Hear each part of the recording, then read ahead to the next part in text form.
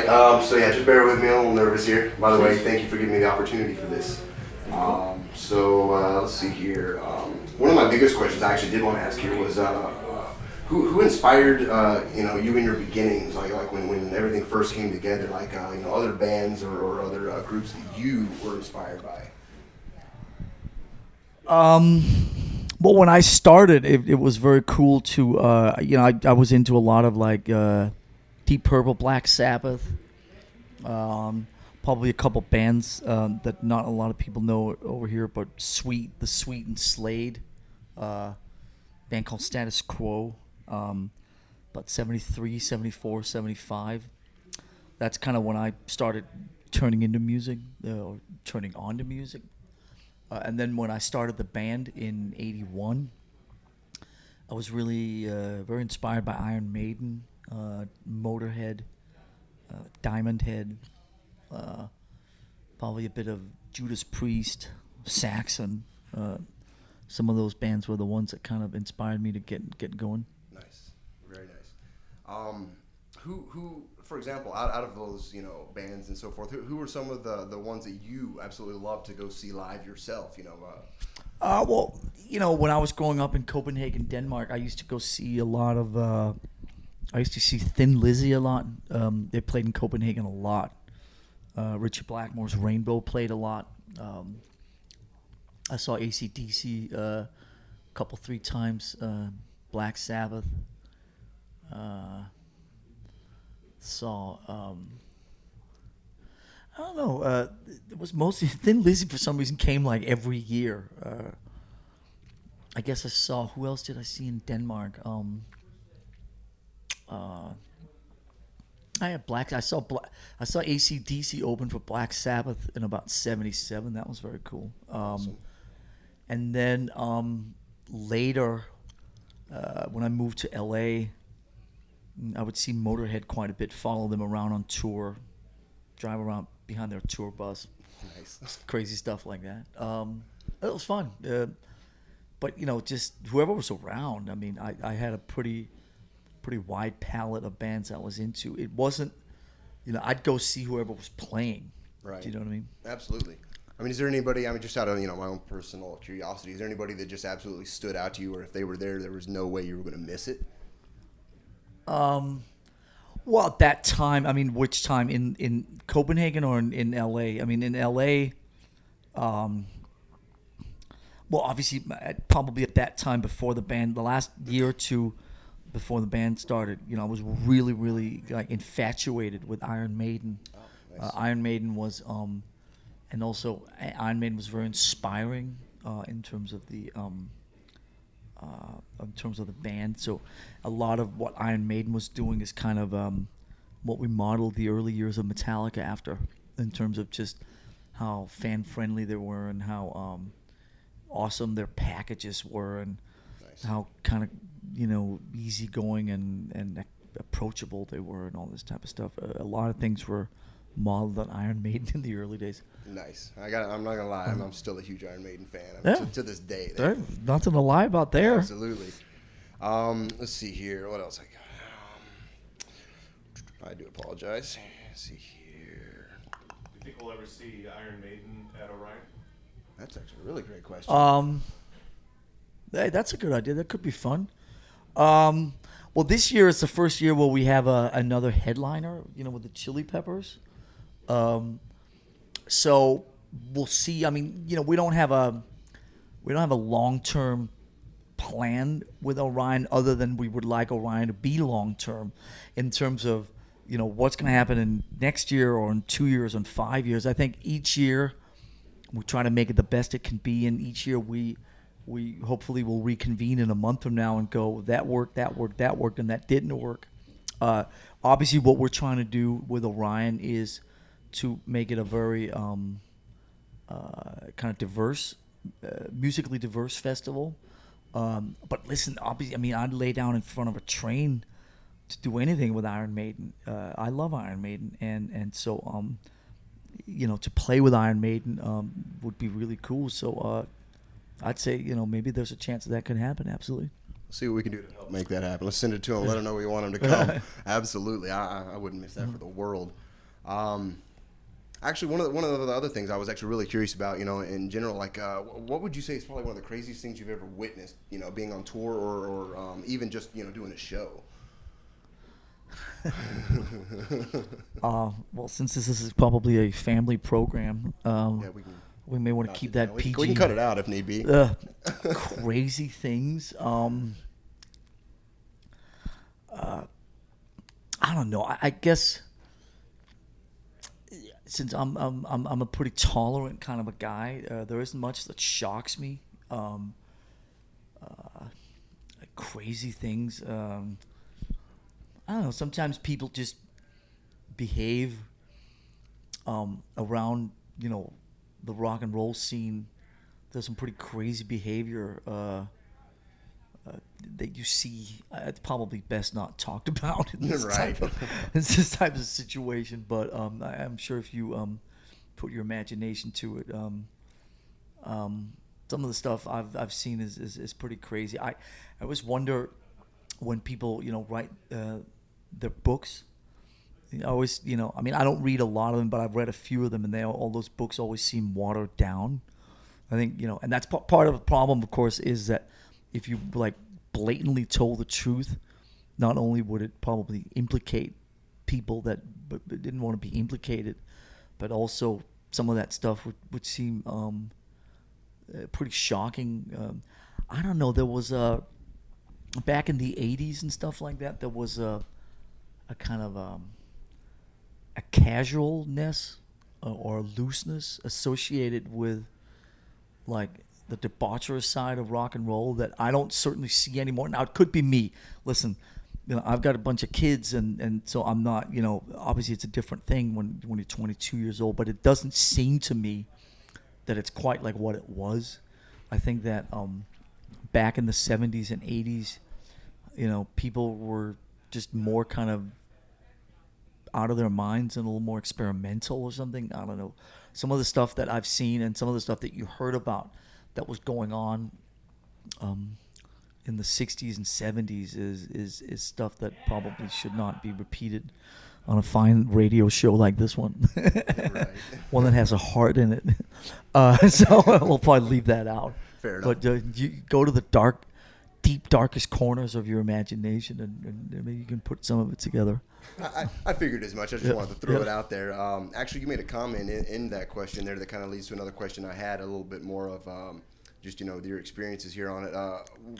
Over the course of time, as you guys have grown and played and so forth, I believe you just kind of answered it, but what has changed and what has stayed the same, when it comes to performing live? That's a great question.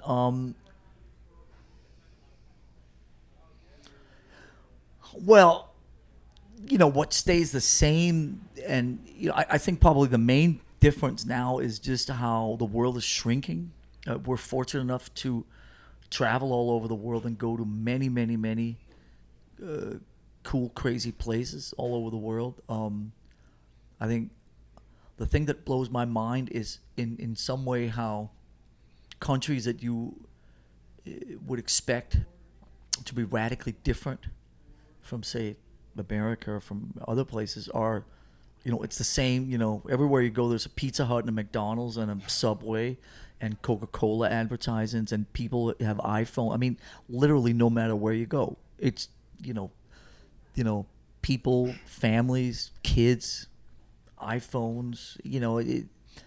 It's American brands. It's the world just seems much smaller than you imagine maybe it was back in the day. Okay. The things that have changed, probably the main thing that's changed is that because of the internet and because of the way people communicate now, you can't. I mean, I'm not a big secret guy, so I'm not like you got to keep stuff a secret. But for instance, today, there were a bunch of contest winners, just like yourself, that came and watched our sound check. I don't know if you saw our sound check, but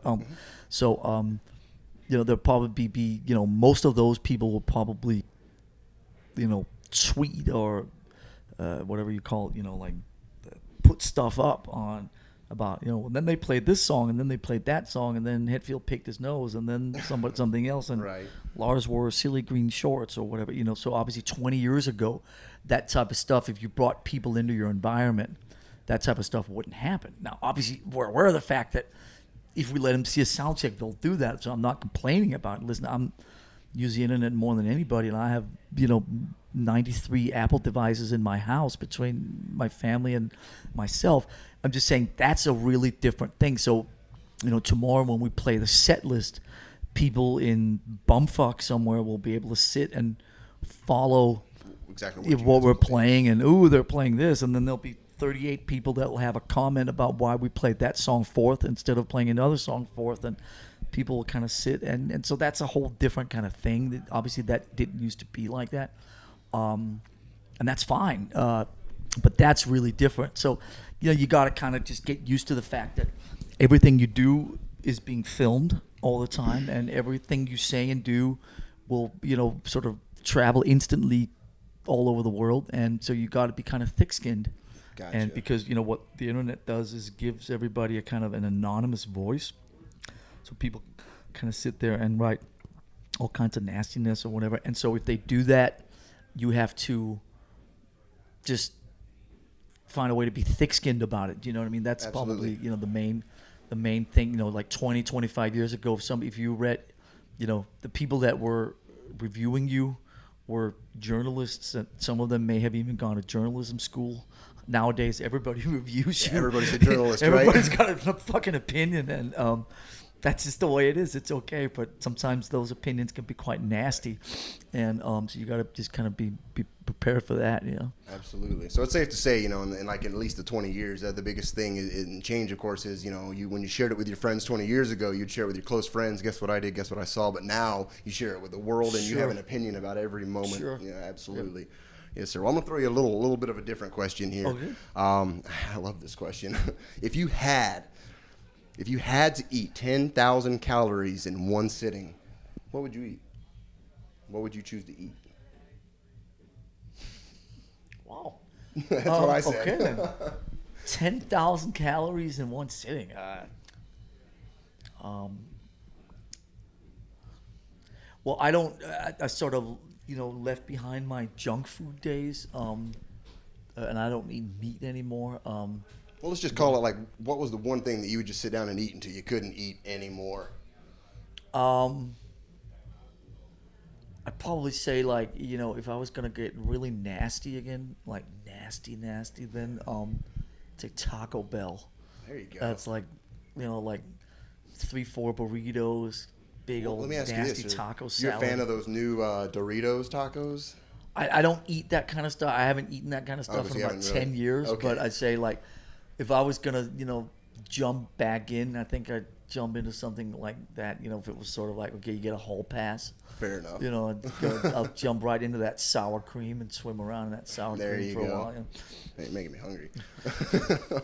All right. Are you talking about? Sorry to. No, you're fine. Yeah. Jack for a sec, but when you were talking about like the social media and everybody sharing everything that's happening, do you think that could have something to do with like the lack of debauchery in rock and roll now that you were talking about earlier? Because you know what? Wow. Interview him. That's what brought me. You know what? That's a great point. I mean, obviously, it's a side of rock and roll I haven't dipped my fingers into for the better part of a couple decades, but it's that may be true. I mean, I just it's probably a little bit of the fact that I don't follow it, so I don't really know what's going on. It's probably a little bit of what you say. It's a little bit of maybe just a different kind, but I'm sure that has something to do with it. I mean, you hear legendary stories about bands who shall remain nameless, but that they would send fake itineraries home to their wives and their families so nobody could ever find them. Do you know what I mean? And back in the in the time of landlines and no cell phones and no camera phones and all that type of stuff, I mean, people get up to all kinds of crazy shit. And so that may have something to do with it. Absolutely, good point. Sure. Actually, I've got this question that I've kind of always wanted to ask, and it kind of, I think it's a little bit of an ironic question, but is there a question that you've always wanted to answer in an interview, but just nobody ever asked you? I've done, thousands of interviews, as you can imagine. I've been asked everything. Um, uh, I don't sit there and seek out, God, maybe this person is going to ask me that question that has been eluding me for the last 10 years. I never quite go that far. People know that I'm a pretty easygoing guy, and I'm always truthful in interviews, sometimes to the point where sometimes I get flack for being so honest. Um, so they sort of ask me anything. And I always say what I'm feeling kind of in the moment. Sometimes I say the stupidest things, but it's what I'm feeling in the moment, you know what I mean? So, but I can't say that there's one question that's eluded me, that I've just, that I'm just dying to answer. I can't say that, but Absolutely. if there's one that comes up, I'll think of you. Sounds good. Okay. I appreciate All that. I think we're about ready to Yeah. wrap it up. You want to throw one more Absolutely. out there? Yeah, I do want to throw one more, and this is actually probably a question all the fans out there, probably have is what would you say is the catalyst that has kept you guys together for 30 something years now, 30 years?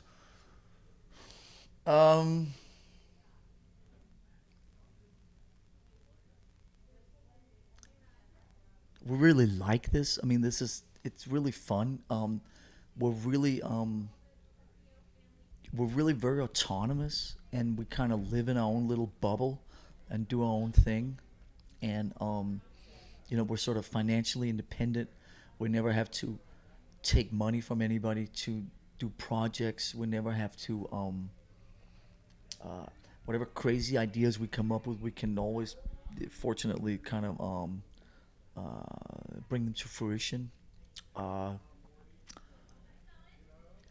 it's what we know. It's what we do. It's what we like. Um, I think that we probably, even though we've never had a conversation about it, we all realize that life is better with Metallica than without Metallica.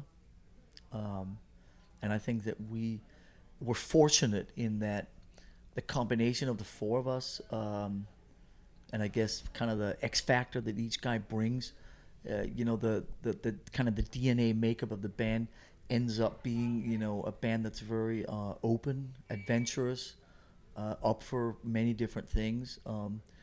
Creative stagnation is something that doesn't seem, we throw ourselves so many different loops, and let's do a festival, and let's make a movie, and let's stand on our head and juggle and whatever else we do, and so we kind of have a lot of we feel very free to do.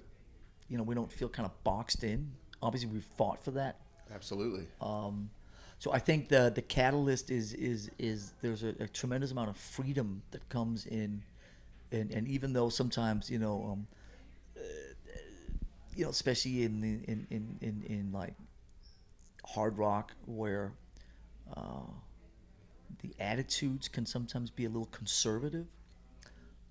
We've kind of established ourselves as the guys that don't sort of necessarily play the game the way that people want us to play the game, and so I feel we have a kind of a good amount of elbow room to kind of do what we want and to go and kind of throw ourselves into all these different situations, and that's very invigorating. I guess is the right word. It keeps it alive and it keeps it fresh, and I think life with Metallica is better than life without Metallica. I have to agree with that. Well, all right then. Thank you. Absolutely.